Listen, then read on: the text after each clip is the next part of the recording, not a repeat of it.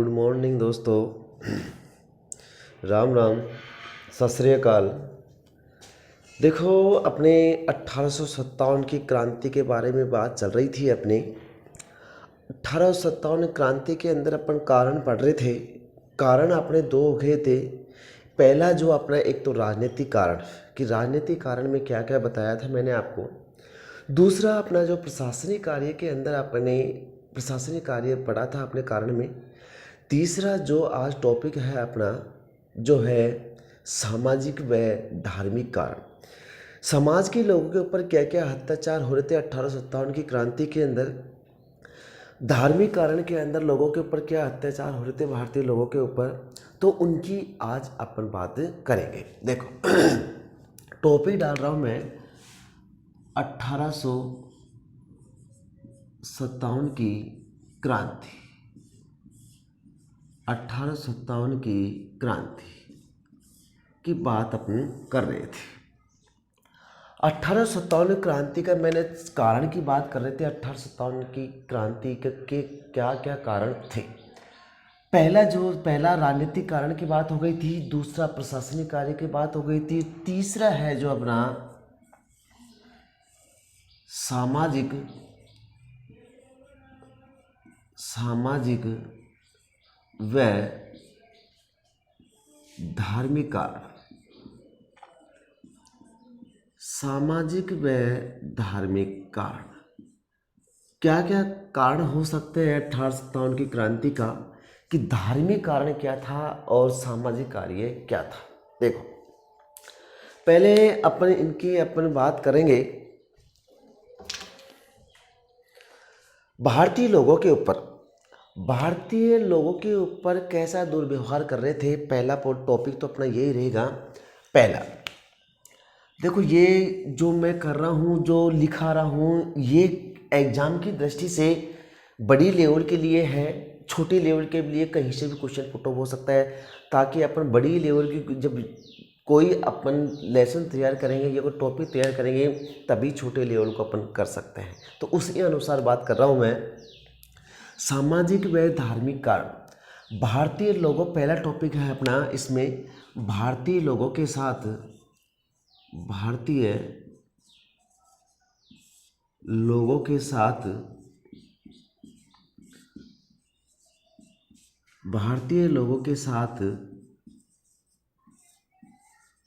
दुर्व्यवहार करना।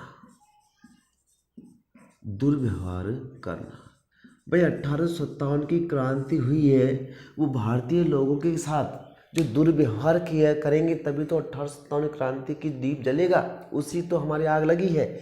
दूसरा हमारा भारतीय लोगों के साथ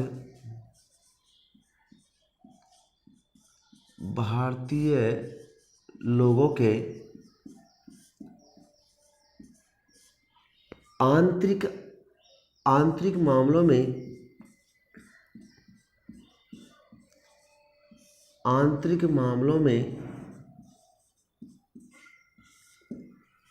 हस्तक्षेप करना।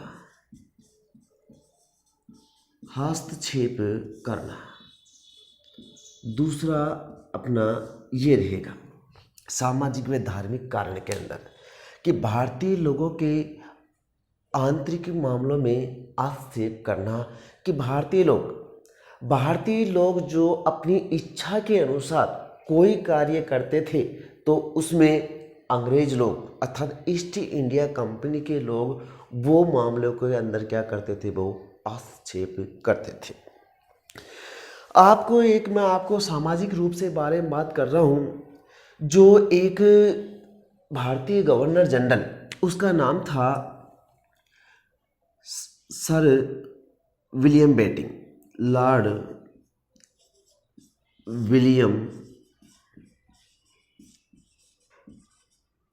बेटिंग। लॉर्ड विलियम बेटिंग का मैंने आपसे इससे पहले भी बात करी थी। लॉर्ड विलियम बेटिंग, इसने एक सती प्रथा पर रोक लगाई थी। लॉर्ड विलियम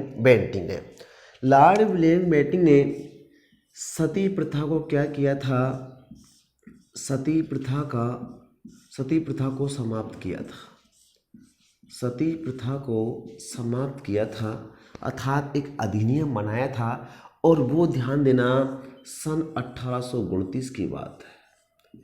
सन 1829 ईस्वी में सती प्रथा को समाप्त करना कौन सा विषय, वह है भारतीय गवर्नर जनरल। भारतीय गवर्नर जनरल कौन रहेगा अपना? Lord William Bentinck. Lord William Bentinck का जो सहयोग प्रदान दिया था सती प्रथा को समाप्त करने के लिए, सती प्रथा को समाप्त करने के लिए कि ऐसा कौन सा भारत का व्यक्ति है जिसने सती प्रथा को समाप्त करने के लिए सहयोग दिया था? किसका? बेंटिक का। देखो, उस व्यक्ति का नाम है सहयोग।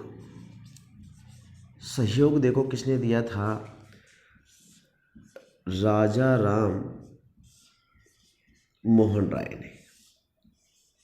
राजा राम मोहन राय ने सती प्रथा को समाप्त करने के लिए लॉर्ड विलियम बेंटिक का क्या दिया था? सहयोग किया था। दोस्तों, काफ़ी बार क्वेश्चन आ चुका है लॉर्ड विलियम बेंटिक का कि सती प्रथा को कौन सा भारतीय गवर्नर जनरल ने अधिनियम बनाया था या उसको समाप्त किया था सती प्रथा को? तो लॉर्ड विलियम बेंटिक। भारत का व्यक्ति की बात आ जाता है कि सती प्रथा को समाप्त करने वाला भारत का कौन सा व्यक्ति है? तो राजा राम मोहन राय। सती प्रथा के बारे में आपको बता देता हूँ। सती प्रथा सब जानते हैं, लेकिन जिस औरत का या जिस महिला का पति खत्म हो जाता था या एक्सपायर हो जाता था तो उसके साथ में उसकी पत्नी भी क्या हो जाती थी? जब दाह संस्कार अर्थात उसी के अंदर वो आग के अंदर समाहित हो जाती थी। उसका पति तो खत्म हो चुका था, लेकिन उसकी पत्नी भी जिंदी उसके साथ में बैठकर क्या हो जाती थी? सती हो जाती थी। ये सती प्रथा को रोकने का कार्य किसने? कौन से भारतीय गवर्नर जनरल थे? Lord William Bentinck. और उसका सहयोग दिया था राजा राम मोहन राय ने। एक तो अपने सामाजिक रूप से इसका अपन को ध्यान रखना है। एक दूसरा व्यक्ति है, दूसरा भारतीय गवर्नर जनरल, भारतीय गवर्नर जनरल, भारतीय गवर्नर जनरल का नाम है लॉर्ड डलहौजी। लॉर्ड डलहौजी ने देखो क्या किया था। लॉर्ड डलहौजी ने विधवा पुनर्विवाह 1856 की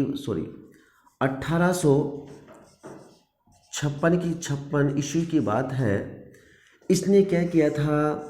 विधवा पुनर्विवाह, विधवा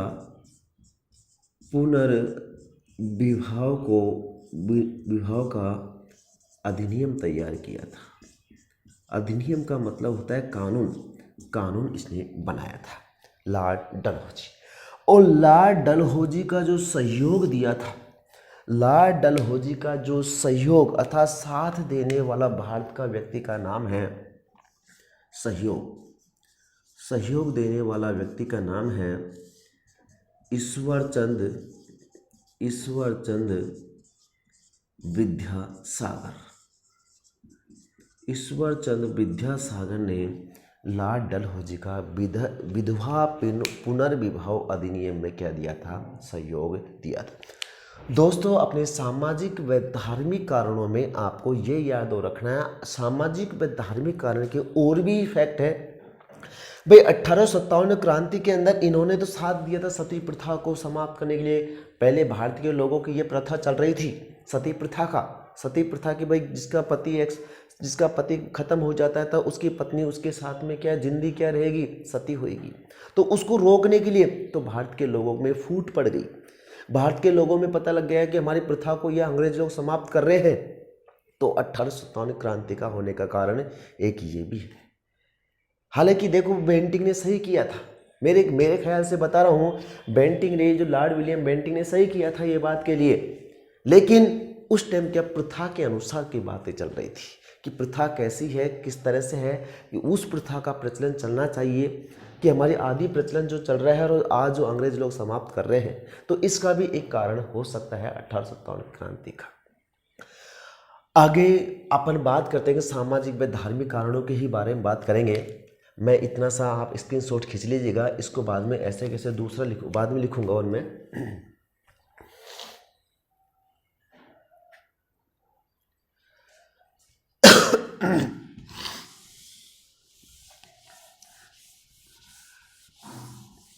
दोस्तों आपको इसी तरह से आपको याद करना है, फैक्ट आपको याद रखना है। कोई भी एग्जाम क्लियर हो सकती है अगर फैक्ट याद हो गए तो आपको, तो इसी तरह से याद करोगे तो एग्जाम की दृष्टि से खूब क्वेश्चन दिमाग में फटाक देना आ जाता है। अगर डिटेल से पढ़ोगे तो आप शॉर्ट ट्रिक पढ़ते हो, शॉर्ट ट्रिक ना तो मेरे को पसंद है ना ही कोई पढ़ने वालों को पसंद होनी चाहिए। शॉर्ट ट्रिक कभी भी काम, कभी भी कितनी शॉर्ट ट्रिक याद करोगे, 1 करोगे, 2 करोगे, 5 करोगे, 10 करोगे, लेकिन कहीं कहीं ट्रिक काम आती है, हर जगह ही ट्रिक काम नहीं आती। मैं तो यही कहूँगा कि हमेशा कोई भी चीज़ डिटेल में पढ़ो, डिटेल में ही आपको याद होएगा, ताकि एग्जाम के अंदर कंफ्यूज नहीं होता।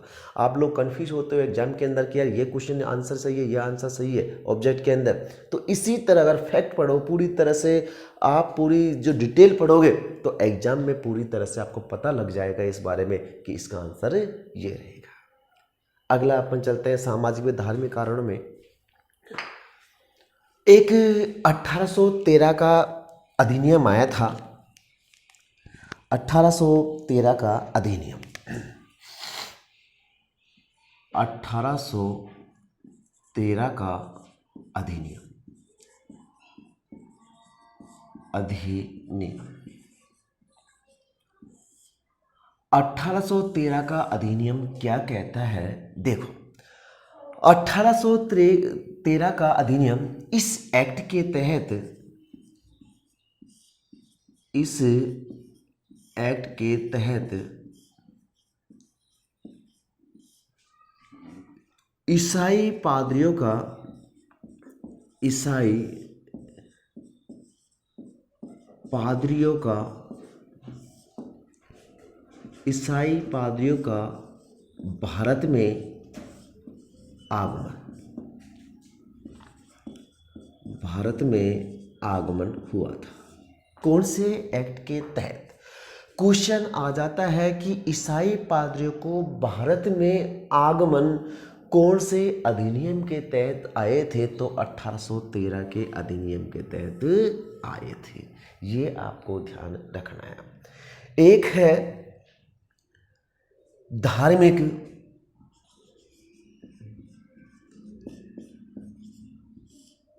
नियोक्ता, धार्मिक नियोक्ता अधिनियम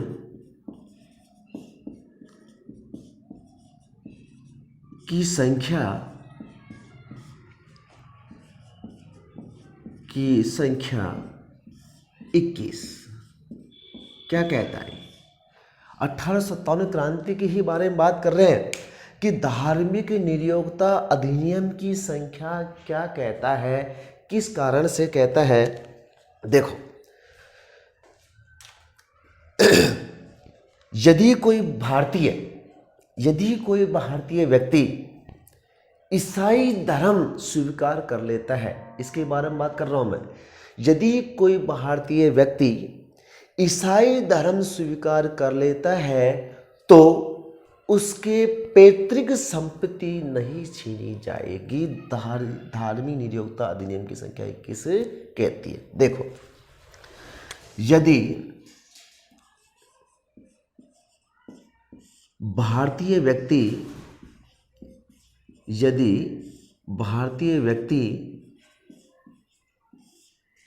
ईसाई धर्म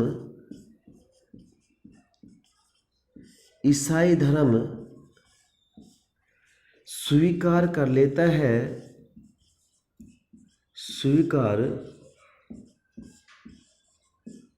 लेता है,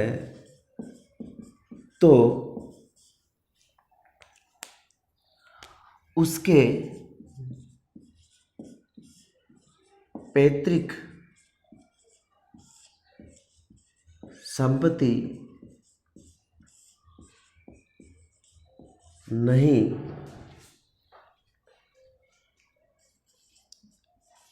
छीनी जाएगी। नहीं छीनी जाएगी। देखो अंग्रेजों की क्या चाल थी, कैसे भारत के लोगों को गुलाम बनाने चाहते थे। गुलाम बनाने के बाद भी इनके ऊपर, भारत के लोगों के ऊपर कैसे कैसे अत्याचार हो रहे थे। ऐसे ऐसे अत्याचार जैसे हल्दी घाटी के युद्ध के अंदर मुगल शासक अकबर ने चित्तौड़गढ़ के जो युद्ध हुआ था उसके अंदर 30,000 लोगों को कत्लेआम करवा दिया था। वहाँ पे तो कत्लेआम करवा दिया गया था, लेकिन यहाँ पे लोगों को अत्याचार के ऊपर अत्याचार हो रहे थे। तो क्रांति होना संभव है, 1857 क्रांति होना संभव है। मैंने आपको बताया था अब भारत देश जब 15 अगस्त 1947 को देश आज़ाद हुआ था, 1857 क्रांति के अंदर आज़ाद हो जाता। कारण क्योंकि भारत के राजाओं में, भारत के लोगों के अंदर, भारत के राजाओं के अंदर एक संगठन नहीं था। संगठन जैसे महात्मा गांधी, परमपिता महात्मा गांधी, उनकी ऐसा संगठन था, उनको एक चलाने वाला एक व्यक्ति था। 1857 क्रांति के अंदर ऐसा कोई व्यक्ति नहीं था चलाने वाला, तो ताकि वो आगे जाके सफल हो जाए। तो दोस्तों ये ध्यान रखना, धार्मिक नियोक्ता अधिनियम की संख्या 21 क्या कहता है।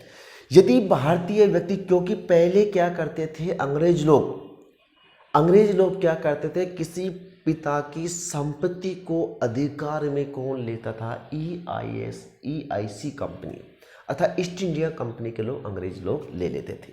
लेकिन एक कानून बना दिया, धार्मिक नियोक्ता अधिनियम की संख्या 21 के अंदर कानून बना दिया। किन्होंने? अंग्रेजों ने बना दिया। अंग्रेजों ने कानून ये बना दिया कि अगर कोई व्यक्ति हिंदू धर्म है, हिंदू धर्म अपना रहा है जन्म से, लेकिन वो हिंदू धर्म को छोड़कर ईसाई धर्म जो व्यक्ति अपना लेगा, उसके पिता की जो संपत्ति है, उसके पिता की जो पिछली आगे जो संपत्ति रहेगी, वो संपत्ति उसके पुत्र के पास ही रहेगी। अंग्रेज लोग अर्थात हम लोग इस बात को हम नहीं छीनेंगे। कौन कह रहे हैं ये बात? अंग्रेज लोग कह रहे हैं, ताकि इन्होंने एक अधिनियम तैयार किया था।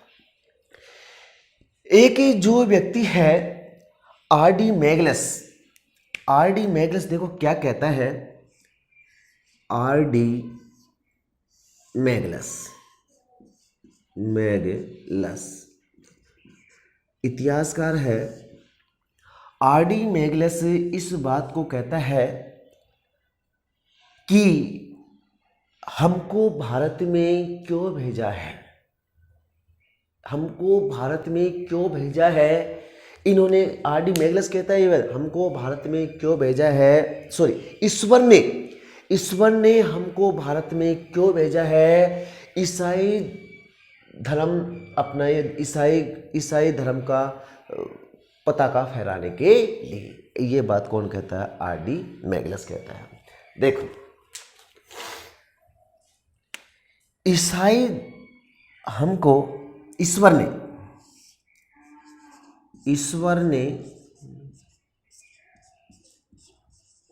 हमको भारत क्यों भेजा है,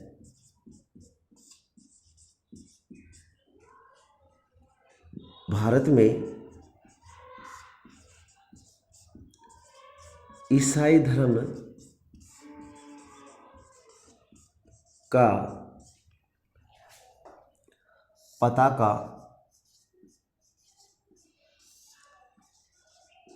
फहराने के लिए। ये बात कहने वाला व्यक्ति कौन था? R.D. मैग्लस। जब ऐसी बातें लोग व कथन के रूप में कहेंगे तो कोई भारत का लोग, कोई भारत के लोग शांत रहने वाले हैं क्या?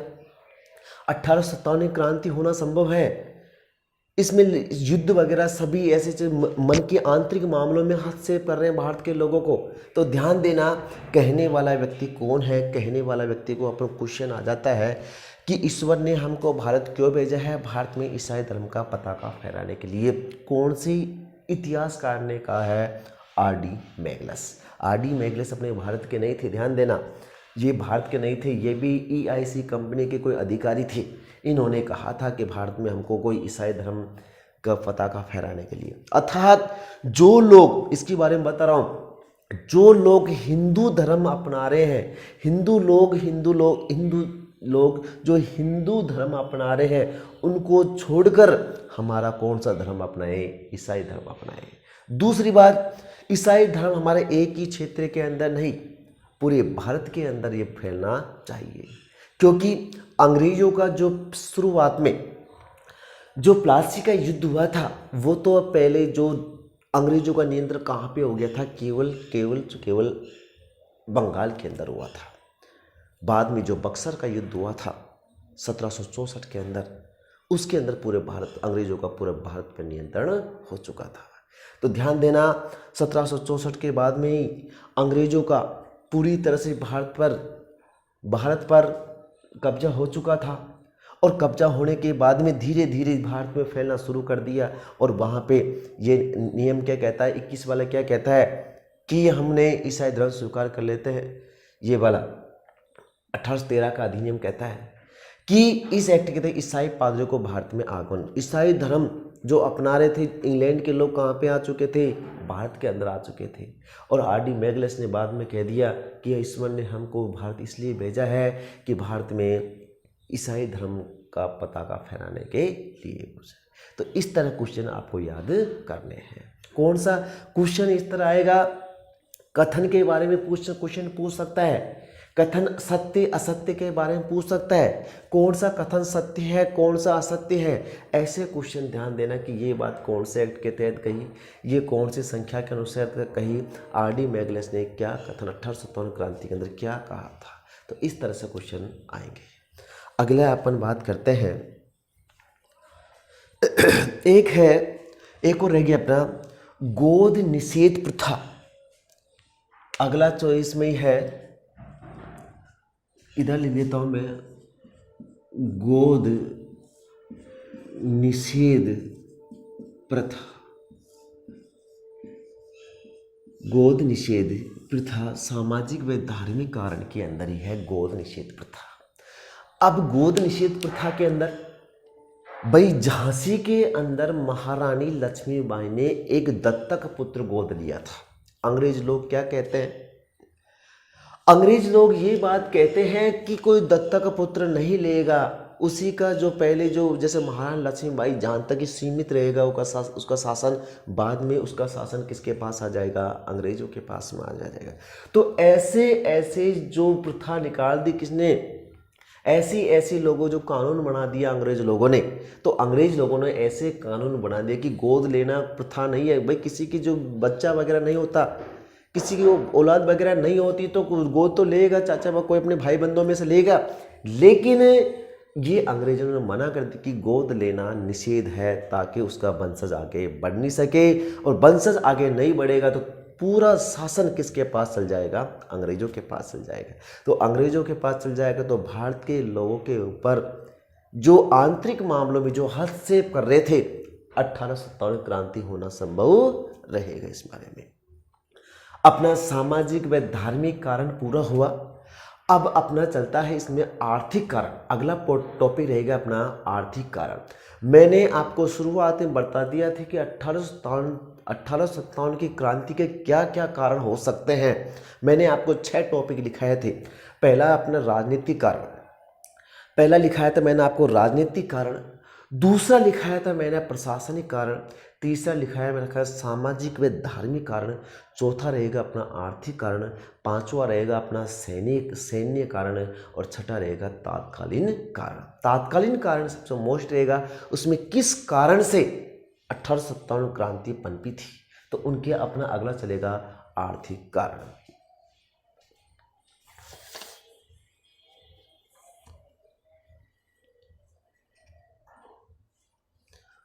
हाँ भाई,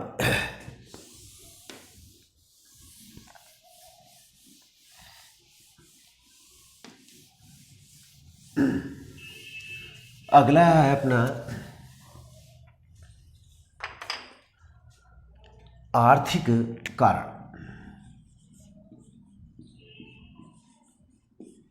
आर्थिक कारण, आर्थिक कारण चौथे नंबर का। देखो आर्थिक कारण के अंदर क्या कारण हो सकता है 1857 की क्रांति का। भाई जो माल, कच्चे माल तो भारत में बनता था और उसको कच्चा माल यहाँ बन के कहाँ पे कर देते थे, वो ब्रिटेन के अंदर करते थे। कौन? अंग्रेज लोग। और अंग्रेज लोग कितने चालाक हैं, उस कच्चे माल को ब्रिटेन में ले जाने के बाद में, अर्थात इंग्लैंड में ले जाने के बाद में उसको सही कर माल को, और उसी माल को कहाँ बेचते थे? भारत के अंदर बेचते थे। तो उनको प्रॉफिट के प्रॉफिट के ऊपर प्रॉफिट हो रहा था उनको। किनको? अंग्रेजों को। कहते हैं कि भारत पहले एक सोने की चिड़िया थी। भारत में प्रत्येक जगह खजाना मिलता था, सोने चांदी का, हीरा मोती के खजाने मिलते थे।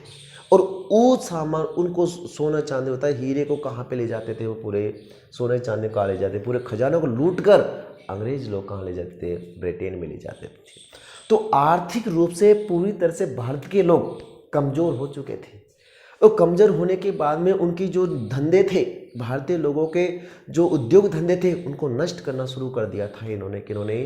अंग्रेज लोगों ने भारतीय उद्योग धंधों को नष्ट कर दिया। दूसरी बात, उद्योग धंधों के साथ साथ में धन निष्कासन, अतः भारतीय धन का निष्कासन कहाँ? ब्रिटेन में कर दिया गया था। अपन बात करते हैं एक एक की। देखो पहला है अपना आर्थिक कारण के बारे में बात कर रहा हूं कि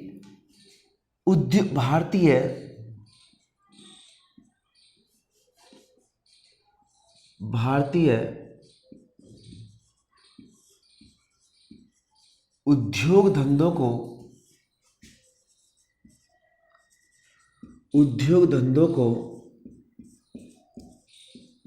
नष्ट करना।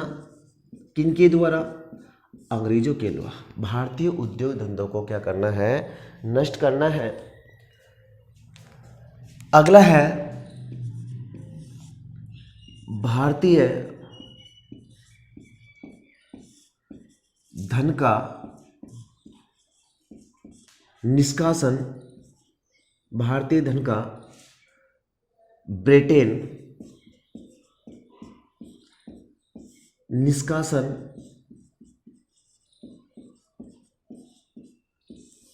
भारतीय धन का ब्रिटेन निष्कासन। देखो एक धन निष्कासन सिद्धांत के बारे में हम सबकी बात करेंगे, नोट करके लिख लिए अपन इसमें। धन निष्कासन सिद्धांत किसने दिया था? क्वेश्चन पूछा गया है, धन निष्कासन सिद्धांत किसने दिया था? धन निष्कासन सिद्धांत दिया था दादा भाई नारोजी ने।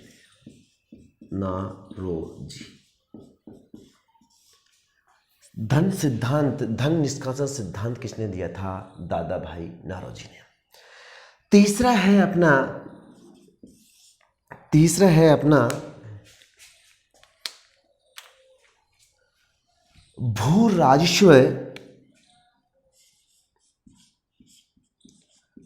राजस्व की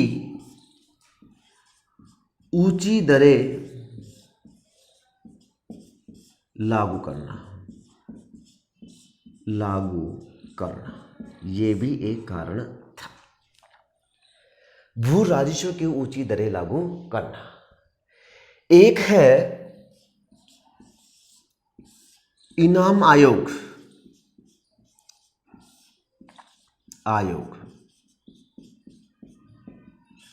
इनाम आयोग में जमींदारों में असंतोष पैदा करना। जमींदारों में असंतोष पैदा करना। देखो आर्थिक कारणों के अंदर पहला है भारतीय उद्योग धंधों को नष्ट करना। भारतीय उद्योग धंधों के बारे में बात करते हैं। कहते हैं उद्योग धंधों को नष्ट कैसे किया है इन्होंने, अंग्रेज लोगों ने। सपोज करो ये अपना कुछ एकड़ की जमीन है, ये इतनी एकड़ की जमीन है, इसके अंदर ये मान लो अपने इतनी सी जगह पर किसकी खेती की जाती है, नील की खेती की जाती है। किसकी खेती की जाती है, नील की खेती की जाती है। अब एक बार अंग्रेज लोग क्या करते थे, नील की खेती करवाते थे। इसके ऊपर महात्मा गांधी ने, ये भी गए थे एक वहाँ पे इसके, तो नील की खेती करवाते थे। तो इस जगह पे सपोज करो एक बार नील की खेती यहाँ पे होने के बाद में कम से कम ये 5 साल तक ये ज़मीन क्या हो जाती है, बंजर हो जाती है। इसके ऊपर किसी भी तरह से और खेती नहीं की जा सकती। गेहूँ, चावल, मक्का, ज्वार, बाजरा, किसी की भी खेती नहीं की जाती एक बार नील की खेती करने के बाद में, क्योंकि ये खेती कैसी की ज़मीन कैसी हो जाती है, बंजर हो जाती है। दूसरी बात, भारत के जो कुटीर उद्योग थे, जैसे सूत काटना और भी कोई छोटे छोटे उद्योग थे, उनको सब धंधों को, सब उद्योग धंधों को अंग्रेजों ने क्या कर दिया, नष्ट कर दिया गया था।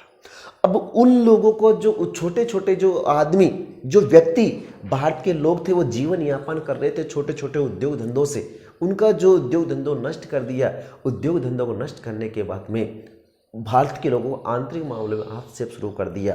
तो करने के बाद में इनको क्या हो गया, आर्थिक रूप से भारत के लोग कैसे हो गए, कमज़ोर हो गए। और कमज़ोर होने के बाद में तो इनको 1857 क्रांति होना संभव है। तो पहला रहेगा भारतीय उद्योग धंधों को नष्ट करना।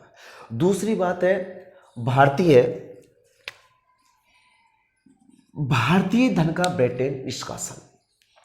भारतीय जो धन होता था, भारतीय धन का अंदर जो अंग्रेज लोग EIC कंपनी अथा ईस्ट इंडिया कंपनी से जो लोग अंग्रेज लोग कमाते थे, अंग्रेज लोगों की जो कंपनी चल रही थी, उन लोगों से क्या करते थे, उन लोगों में जो पैसे आते थे वो धन को कहाँ पे भेजते थे, वो ब्रिटेन के अंदर भेज देते थे।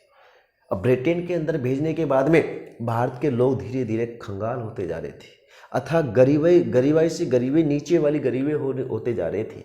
तो होने के बाद में इनको ज़्यादा जब भारत के लोगों को तकलीफ आई, तो कि पूरा धन तो ब्रिटेन के ऊपर जा रहा है, ब्रिटेन में जा रहा है, तो भारत के लोग पीछे से क्या करेंगे। तो ध्यान देना कि भारतीय धन का ब्रिटेन निष्कासन, एक जब इसका विरोध करने वाला व्यक्ति, जब ब्रिटेन के अंदर धन निष्कासन हो रहा था, तो इसका विरोध करने वाला व्यक्ति का नाम था दादा भाई नारोजी। कौन था, दादा भाई नारोजी।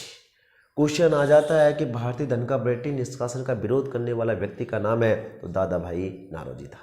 दादा भाई नारोजी ने इस कारण से एक सिद्धांत दिया था, इसका नाम था धन निष्कासन सिद्धांत। क्या नाम दिया था उसका, धन निष्कासन सिद्धांत दिया था। ये धन निष्कासन सिद्धांत देने वाला दादा भाई नारोजी। तीसरी बात है भू राजस्व की ऊंची दरें लागू करना। भू राजस्व, अरे अपनी जमीन के अंदर से सपोज करो वो 1 एकड़ जमीन में से कुछ वो 75% अंग्रेज लेते हैं, 25% भारत के लोग लेते हैं। सपोज करो ये अपनी एक 1 एकड़ जमीन है। 1 एकड़ जमीन के अंदर से ये मान लो 75% है और ये 25% है।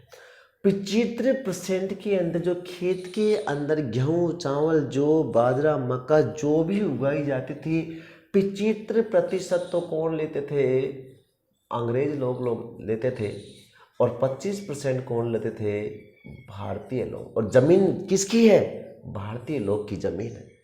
भारतीय लोगों को जमीन होते हुए भी 25% लेते थे, 75% अंग्रेज लोग लेते थे। तो भारतीय लोगों का जीवन यापन अथा परिवार का पालन पोषण 25% से कैसे हो सकता है, 1 एकड़ जमीन के अंदर से। आपने लगान मूवी देखी होगी, लगान में भी इसी तरह से थी कि उनको क्रिकेट खेलने के बाद में उनका जो उन्होंने अंग्रेज लोगों ने कहा था कि अगर आप क्रिकेट का मैच जीत जाते हो तो सारी लगान आपको क्या कर दी जाएगी, माफ़ कर दी जाएगी। क्योंकि उन पे बहुत सारी लगानें ली जा रही थी, उनका परिवार का पालन पोषण नहीं हो रहा था इतनी सी छोटे से खेत के अंदर। भाई उनको दे या अपने परिवार का पालन पोषण करिए। इस तरह से लोग पूरी तरह से भारत के लोग परेशान थे। भारत के लोग परेशान होने के साथ साथ तो 1857 की क्रांति होना पूरी तरह से संभव है इस कारण से। दूसरा है एक इनाम आयोग। अगला चौथा है इनाम आयोग। एक अंग्रेजों ने क्या किया था, एक इनाम आयोग की घोषणा करी थी। इनाम आयोग क्या था, क्या करते थे, राजा होता था, राजा होने के बाद में किसी जमींदार को खुश होकर कुछ इनाम दिया जाता था, कुछ क्षेत्र दिया जाता था, कुछ हवेलियां दी जाती थी। लेकिन इन लोगों पर अंग्रेज लोग चिढ़ते थे इस बारे में। अंग्रेज लोग इस कारण से चिढ़ते थे कि इनको इनाम क्यों कारण दिया जा रहा है, कि क्योंकि राजा के मन में बहुत अच्छा विचार थे कि जमींदार है जो बहुत इज्जत लायक है, हमसे अधीनस्थ है, लेकिन वो कुछ कार्य काम का है। अंग्रेज लोग इस बात को चिढ़ते थे कि इनको इनाम क्यों दी जाती है, कारण क्या है, तो इनको ऐसा कोई इनाम वगैरह नहीं दी जाए। इसका भी क्या कर लिया, रोकथाम लगा दी अंग्रेजों ने।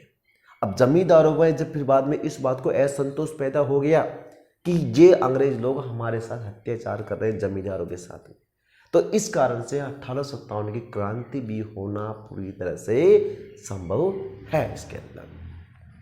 तो दोस्तों इस तरह से अपना आर्थिक कारण को अपन को याद करना है। अगला अपना जो पांचवा कारण है, वो पांचवा कारण है अपना सैन्य कारण, उसके बारे में बात करेंगे।